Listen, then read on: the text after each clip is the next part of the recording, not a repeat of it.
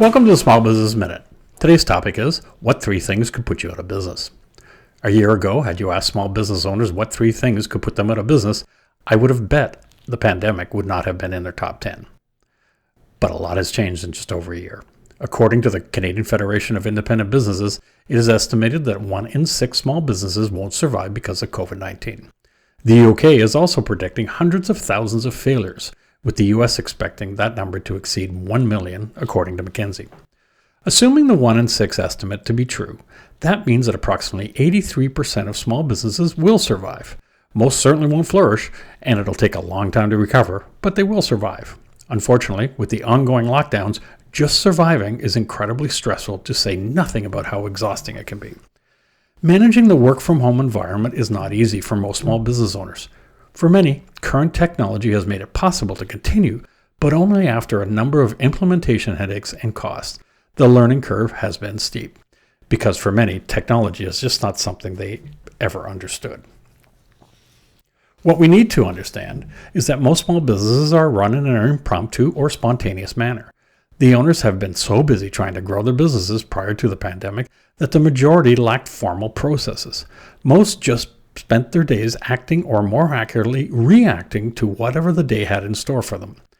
They are more like firefighters directing their staff on a moment-to-moment basis depending on what fire is burning the most brightly.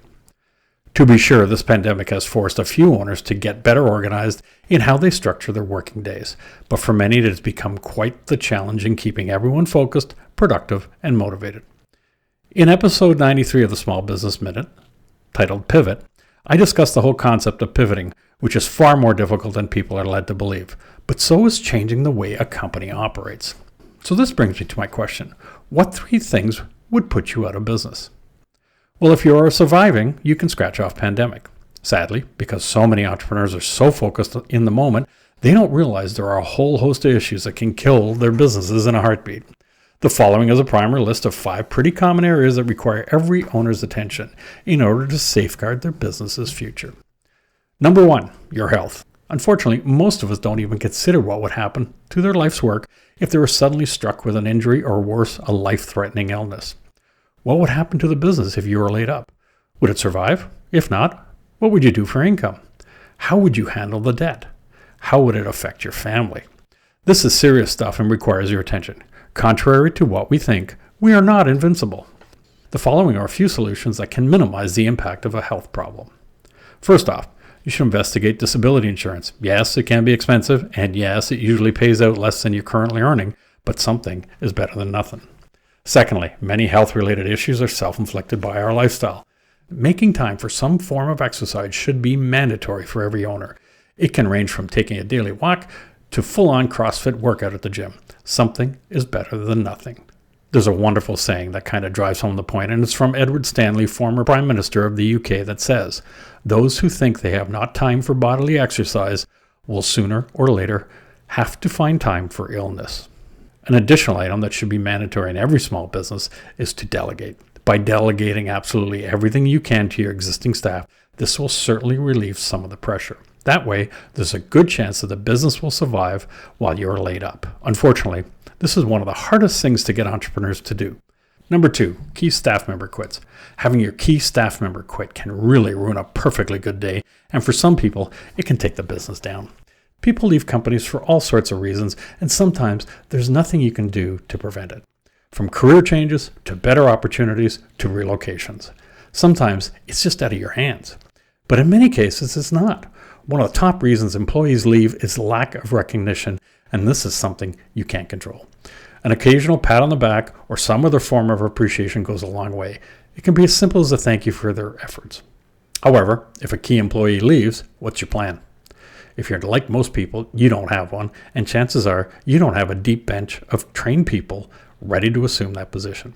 Therefore, one of the best things you can do is cross-train individuals. The secondary person doesn't have to be as well-versed as a key person, but they should have been given enough exposure that they could perform the job being vacated, even though it may be less efficient. Additionally, creating in-depth, documented processes for all positions allow other personnel to perform those functions until such time as you can find a replacement. This will go a long way to ensure your company will survive. Number 3, business interruption. COVID-19 aside, there are lots of things that can cause business interruptions. A flood, a fire, even vandalism can shut down your business for weeks, if not months. A closed business can't generate cash flow, yet bills still need to be paid. It is estimated that over 80% of small businesses have no form of business interruption insurance that would pay out a set dollar amount in the event of a catastrophe. This is different than the typical commercial business insurance, whereby the physical damage to your business is repaired. Business interruption, on the other hand, can cover gross earnings, profits, extra expenses, and certainly worth considering. Number 4, competition. What would happen if a new competitor came into your market? How would you deal with it? Being so focused on the here and now is a great way to get caught off guard. As I stated before, too many entrepreneurs are so busy just handling the daily priorities, they never have time to lift their heads up to see what's going on. Inevitably, they're not even aware a competitor has set up shop until they start stealing their customers. By the time they do realize what's happening, that trickle has turned into a flood, and it's hard to reverse. One of the best ways to avoid getting sideswiped is to stay in touch with all your customers on a regular basis. Too often, the only time business owners talk with their customers is when they call in an order. The thought is, they know where we are if they need us, and I don't want to bother them. Staying in regular contact with customers signals that they are important to your business and can also provide you with competitive intelligence. Most customers don't change on a whim unless you've treated them poorly. So by staying in touch, the fact that a competitor is circling is often shared, thereby giving you time to react. Number 5, bad debt. This one item alone has contributed to the demise of so many small businesses. Aside from not being diligent in collecting receivables, having one customer represent more than 15% of your business can be potentially fatal if they close their doors or refuse to pay. When you consider that many small businesses have net incomes of less than 10%, taking a hit from a major customer can be devastating.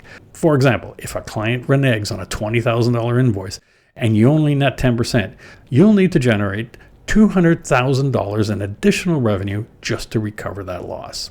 When you think about it, most small businesses are not flush with spare cash. Missing out on a major payment means you can't cover payroll, rent, or some suppliers.